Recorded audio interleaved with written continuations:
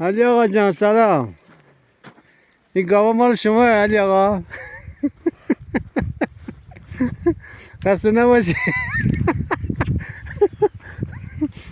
عجب منظره زیبایی بچه، نگاه کنید، درختای سنجد، بعد گاوای خوشگل. ببینید گاوا، نگاه کنید چقدر قشنگه. غریبی میکنه نمیخوره.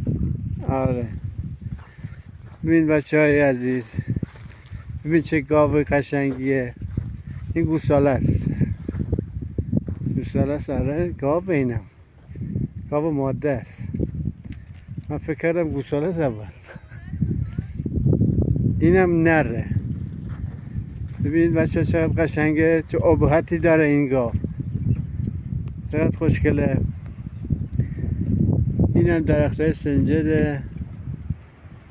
امیدوارم که کانال من رو سابسکرایب کنید و ممنون همه‌تون میشم. لایک کنید. بچه ببینید چه منظره های زیبایی هست. کانال من رو لایک کنید که منم بتونم بیام بالا و کانال ویدیوهای بیشتری برای شما بگیرم. اینم گندمه.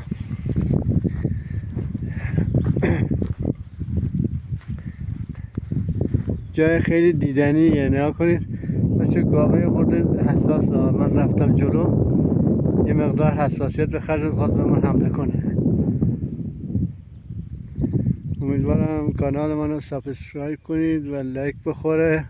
ممنون همتون میشم. منم بیام بالا و از همهتون سپاسگزارم. اینجا دشت خیلی قشنگیه. ببینید بچه چقدر قشنگه اینجا.